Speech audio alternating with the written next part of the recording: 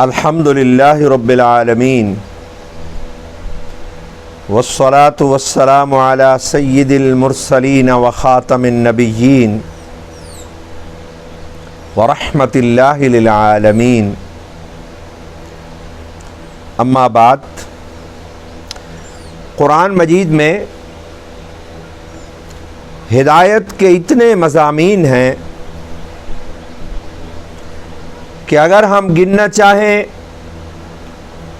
ہماری گنتی ختم ہو جائے گی، ہماری لکھنے کی اور علم کی صلاحیت ختم ہو جائے گی۔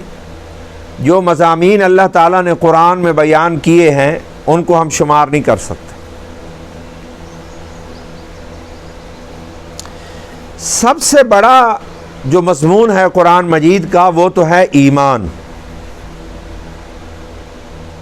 کیونکہ الحمد سے لے کر والناس تک جب آپ کلام الہی کو باترجمہ پڑھیں گے، معنی کے ساتھ پڑھیں گے، تو آپ کو ایک چیز خود بخود سامنے نظر آئے گی کہ قرآن میرے اندر ایمان پیدا کرنا چاہتا ہے، میرے اندر قرآن یقین پیدا کرنا چاہتا ہے۔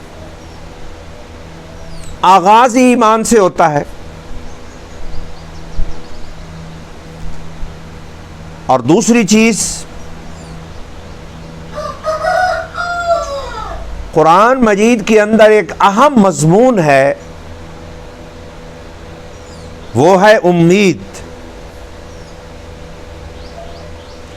کہ اللہ تعالیٰ کی رحمت سے مایوس نہ ہو جاؤ۔ یہ قرآن کا ایک اہم مضمون ہے۔ کلام الہی آپ کو مایوسی سے بچاتا ہے۔ اگر آپ ڈپریشن کا شکار ہیں، حالات سے پریشان ہیں، آپ ایک باترجمہ قرآن سامنے رکھیے، آسان ترجمہ ہو۔ اگر آپ انگریزی جانتے ہیں تو انگریزی ترجمہ سامنے رکھیے، 10 منٹ دیکھ دیکھ کر قرآن کو لکھیے، آپ کے اندر زبردست امید پیدا ہو جائے گی، مایوسیاں چھٹ جائیں گی۔ بلکہ میں یہ کہتا ہوں کہ قرآن کا آغاز ہی امید سے ہوتا ہے۔ جیسے آپ کلام الہی شروع کرتے ہیں تو آپ پڑھتے ہیں بسم اللہ الرحمن الرحیم، کہ اس اللہ کے نام سے شروع کرتا ہوں جو بڑا مہربان نہایت رحم کرنے والا ہے۔ تو بتائیے یہ امید نہیں ہے تو اور کیا ہے کہ میں اللہ کی رحمت کے ساتھ تلاوت کا آغاز کرتا ہوں۔ صرف میں ایک اشارہ آج کرنا چاہتا ہوں کہ پورے قرآن کو آپ پڑھیے، قرآن آپ کے اندر امید جگاتا ہے۔ جیسے سورہ یوسف کو جب آپ پڑھتے ہیں تو سورہ یوسف میں آپ کو نظر آئے گا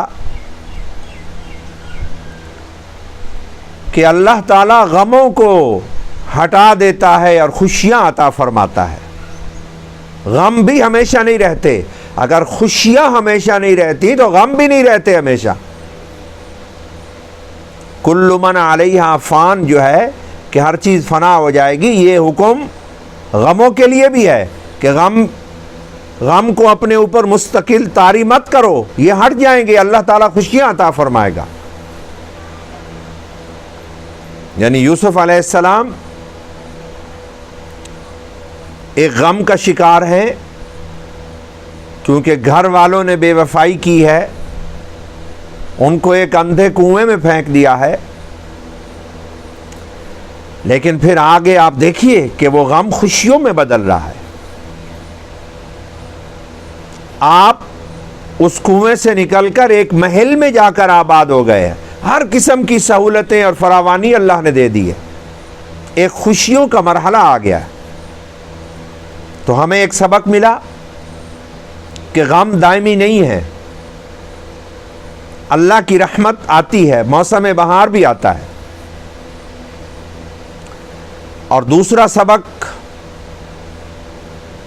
ہم نے سورہ یوسف کے اندر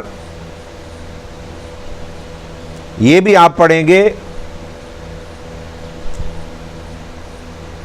کہ جب اللہ تعالیٰ رحمت کرتا ہے تو جیل کے دروازے بھی کھل جاتے ہیں، قید خانوں سے بھی رہائی مل جاتی ہے۔ جیسے ہم یوسف علیہ السلام کو دیکھتے ہیں کہ ایک وقت تو ہے غم کا کہ جیل کے اندر بند ہے، لیکن پھر دروازہ کھل جاتا ہے۔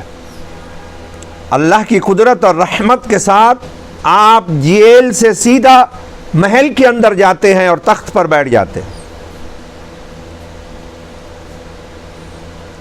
تو جب آپ وہ پڑھتے ہیں آپ کو پتہ چلتا ہے کہ ہر طرف امید ہے، اللہ کی رحمت کا پیغام ہے۔ اسی سورہ یوسف میں آپ پڑھتے ہیں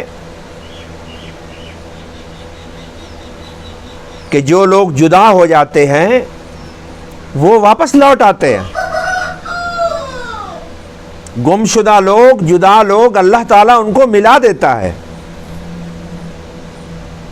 یعنی جدائی تو ہے کیونکہ دنیا امتحان کی جگہ ہے۔ حضرت یوسف علیہ السلام اپنے گھر والوں سے جدا تو ہوئے ہیں، لیکن پھر کیا ہوا کہ ایک وقت آیا کہ اللہ نے عزت کے ساتھ، رحمت کے ساتھ جدائی کو ختم کر دیا۔ امید کا پیغام ہے کہ ہم پھر ملائیں گے، یہ جدائی دائمی نہیں ہوگی۔ اور اسی سورہ مبارکہ میں آپ یہ بھی پڑھیں گے کہ بیماروں کو اللہ تعالیٰ شفا عطا فرماتا ہے، مریض ٹھیک ہو جاتے ہیں۔ جیسے حضرت یعقوب علیہ السلام غم کے اندر روتے ہوئے بیمار پڑ گئے ہیں، لیکن پھر اللہ نے رحمت فرمائی، فضل و کرم فرمایا۔ اللہ تعالیٰ نے ان کی بینائی واپس لوٹا دی، شفا یاب ہو گئے۔ تو میں تو صرف ایک سورہ مبارکہ کے چند گوشوں کی طرف اشارہ کر رہا ہوں، لیکن میرا میسج یہ ہے کہ قرآن آپ کے اندر امید پیدا کرتا ہے۔ مضامین تو ہزاروں ہیں کلام الہی میں، سب سے بڑا مضمون تو ایمان ہے، لیکن ایمان کے بعد ایک اہم مضمون قرآن کا ہے کہ انسان کو مایوسی سے بچایا جائے۔ ہر سورہ مبارکہ میں آپ کو امید کا ایک پیغام نظر آتا ہے۔ تو آپ قرآن مجید کو باترجمہ پڑھیے تاکہ زندگی کی جو مشکلات ہیں ان کا آپ سامنا کر سکیں۔ آپ کے وجود میں ایمان ہو، ایمان کی طاقت ہو۔ جب بھی آپ قرآن کو باترجمہ پڑھیں گے یا 10 منٹ بیٹھ کر دیکھ کر قرآن کو ترجمہ لکھیں گے، آپ کے ایمان میں جان آئے گی اور آپ مایوسیوں سے بچیں گے، آپ کے اندر زبردست امید پیدا ہوگی۔